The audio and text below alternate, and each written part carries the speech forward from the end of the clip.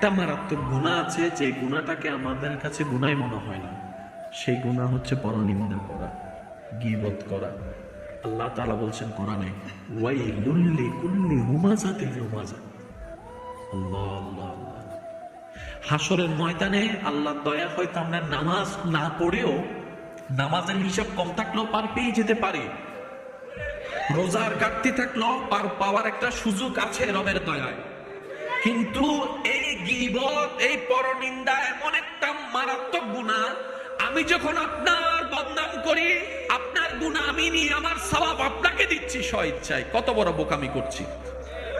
যেখানে 2টা টাকা হারায় গেলে আমাদের মাথা পাগল হয়ে যায়, বিকাশ থেকে নগদ থেকে টাকা চলে গেলে মাথা অস্থির হয়ে যায়, ব্যাংক থেকে টাকা চলে গেলে আমরা মামলার পর মামলা করি, সেই জায়গায় সওয়াবগুলো দিয়ে দিচ্ছি অন্যকে এই গীবতের মতো কাজটা করে, যেটা শয়তানের কৌশল, কিন্তু আমরা মনে করছি সেটা আমাদের একটা আনন্দের বিষয়। সেজন্য বলা, কিছু কিছু জায়গায় আমাদেরকে একটু ব্রেক লাগাতে হবে যদি আমরা বাঁচতে চাই, যদি আমরা জান্নাত পেতে চাই। চিৎকার দিয়ে বলেন সুবহানাল্লাহ।